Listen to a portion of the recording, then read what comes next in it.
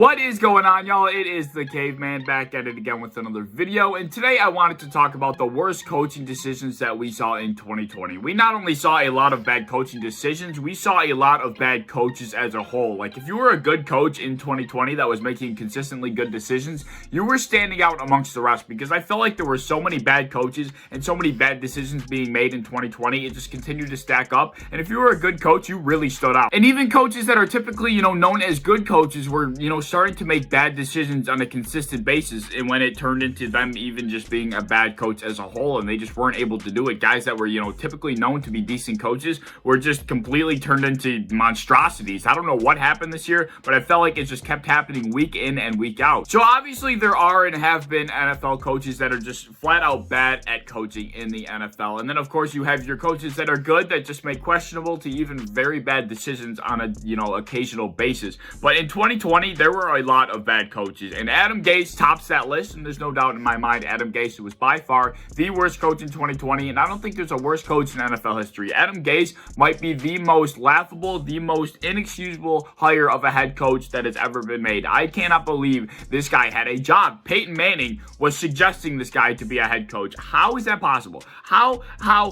Adam Gase looked like he was on planet Mars half of the time. That dude was like beady-eyed all the time. Like, the memes were just relentless against this guy. He was not a head coach, all right, Peyton Manning. I don't know what you saw in him, but he was horrible. The only reason Bill O'Brien doesn't top Adam Gase is that, most of the damage that Bill O'Brien did was when he was kind of serving the general manager role. When he was a head coach, he really wasn't doing anything that bad because he couldn't do anything bad as a head coach because he'd already ruined anything he could have had as a coach when he was doing general manager duties. He was the worst general manager ever, so he's number 2 on this list. But Bill O'Brien is certainly one of the worst NFL personnel dudes to ever step foot in the NFL. Now, I think he's coaching in college now. I'm not sure how he got a job anywhere else. That dude single-handedly put the Houston Texans behind by like 15 years. So yeah, like I said, you have your just very bad coaches, just flat-out bad coaches that were never good, never showed flashes of having any idea of what they're doing. And then you have your coaches that, they have a decent resume, but this season they just did not know. They looked lost. They were deer in headlights this season. Being Doug Peterson, specifically Doug Peterson, was just lost. He could not do it. He won a Super Bowl just a couple seasons ago,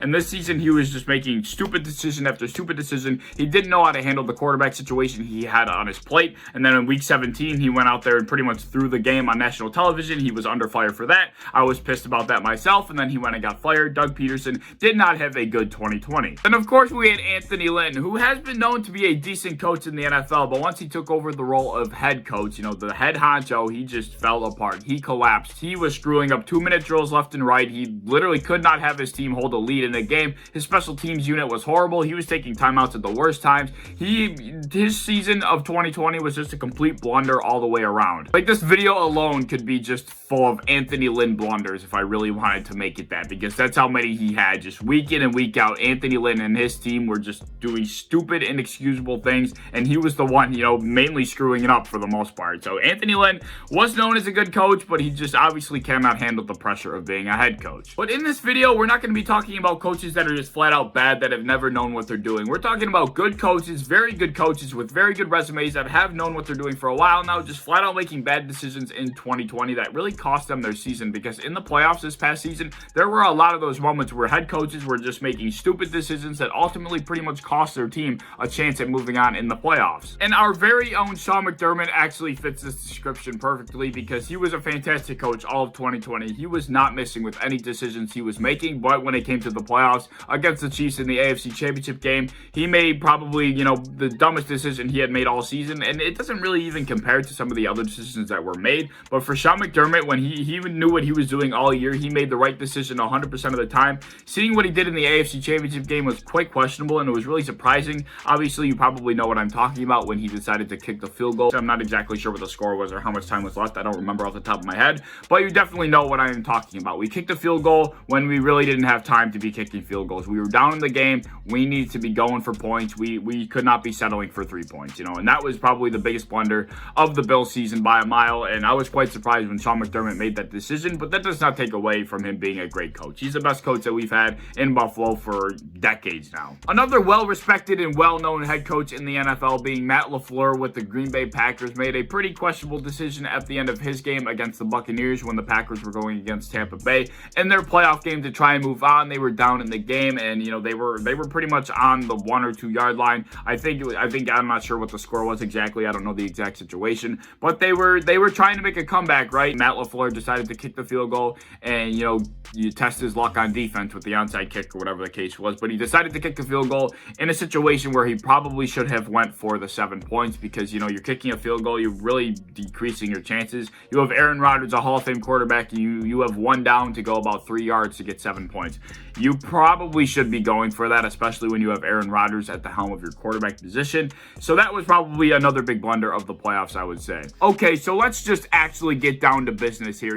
When the bandanas come on, business is about to go down. What was the actual worst coaching decision of the 2020 season? Now, there are 2 very bad moments that happened in the playoffs this past season by 2 very well-respected coaches. One is worse than the other, but I felt like both were just so bad I had to mention both of them. So the first one I'm going to talk about is with Mike Tomlin's Pittsburgh Steelers team that had a really bad end of the season. I've been calling them for a little bit now. I feel like I talk about the Steelers a little bit more than I actually should be, but this was just such an inexcusable moment. Their season just went down so horribly, and I just can't not talk about this moment when talking about the worst coaching moments of the season. This was just so bad, and I witnessed it with my own eyes. So I really don't think I need to set the stage for you, all right? The Pittsburgh Steelers are playing against the Cleveland Browns in the playoffs. The Cleveland Browns go up like 30 points in the first quarter. Like, they were thumping the Pittsburgh Steelers so early. It was the stupidest thing I've ever seen. And then, as the game started to progress, the Pittsburgh Steelers started to slowly make a comeback. And at that point, as a Bills fan, I did want the Pittsburgh Steelers to win because I wanted to play the Steelers over the Baltimore Ravens in the next round. That is what I wanted personally.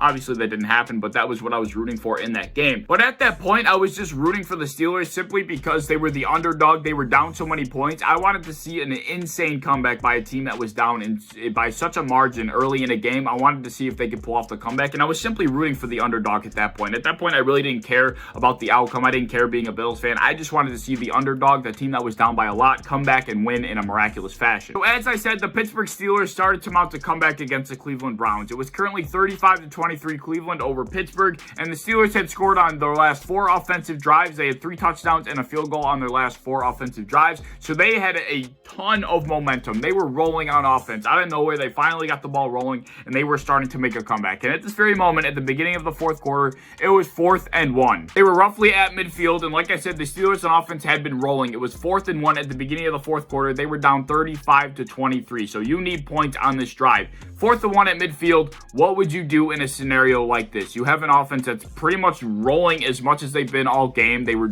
really moving the ball at a fast-ass pace. You needed points on the board in a game that you were down by a lot. You're trying to come back in the playoffs, win or go home, mind you.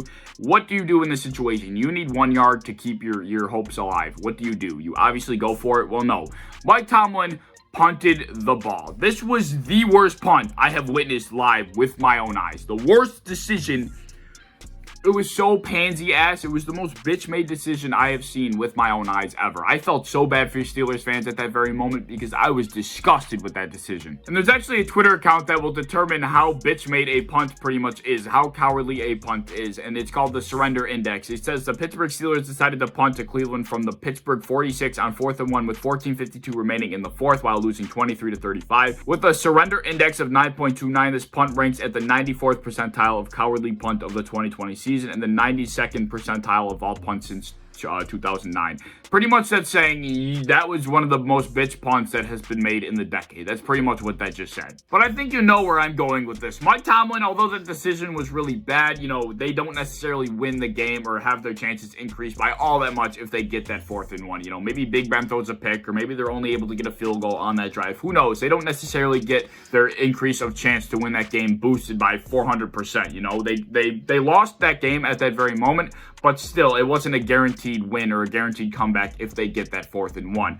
Whereas the Tennessee Titans, on the other hand, Mike Vrabel, who is another well-respected coach, a very good coach in the NFL, made the most bitch decision that has ever been made in the NFL playoffs, I think. I actually don't think there's been a decision worse. What Mike Vrabel did in the 2020 playoffs, I think you know exactly what I'm talking about. Do I really even need to set the stage for this one? So I don't think I really need to set the stage for you. I'll let the Surrender Index do the talking. Tennessee decided to punt the Baltimore from the Baltimore 40 on 4th and 2 with 10:06 remaining in the fourth while losing 13-17. With a surrender index of 138.87, this punt ranks at the 100th percentile of cowardly punch of the 2020 season and the 99.92nd percentile of all punts since 2009. Pretty much what that just said is, Mike Vrabel, you are the biggest bitch, the biggest coward ever. And what makes this decision even worse and even funnier is that not too long after Mike Vrabel made that awful bitch-ass decision to not go for it on 4th and short in that playoff game, a podcast came out that revealed Mike Vrabel pretty much saying he would cut his own dick off to win a Super Bowl, yet he wouldn't go for it on 4th and 2 with Derrick Henry to win a playoff game to get to the Super Bowl. So, yeah, Mike Vrabel, you definitely have your dick still, because if you wouldn't even go for a 4th and 2, you certainly aren't cutting it off to win a Super Bowl. Would you cut your dick off for a Super Bowl? Oh, been married 20 years. Yeah, probably. You've got 3. As a player. So yeah, I think you probably could have guessed what decision was the worst of the 2020 season before you even clicked on this video, but it was pretty funny to relive some of these moments, because especially the Steelers one, I didn't witness the Tennessee one live. I, went back and saw it myself, but I didn't see it live. I saw the Pittsburgh one live, and I was, pretty heartbroken to see Mike Tomlin kind of rip the chance away from his team. But this was a whole nother level. Mike Tomlin, it does not compare to what Mike Vrabel did. That was just inexcusable on so many different freaking levels. Anyway, I want to know what you guys thought of my list and what you guys thought of the most cowardly decisions that I mentioned in this video. If I left any out, please let me know. I'm going to do the 500th subscriber video on Friday, so be on the lookout for that. So thank you so much for 500 subscribers. I'm going to keep saying up until that point, so thank you very much. But if you enjoyed this video, please like, subscribe, do all the fun stuff. If you want to hit the bell to be notified when I upload, I'd appreciate that. If you want to go over to Twitter, follow me over there, I would appreciate that as well. But I hope to see you in the next one. Peace.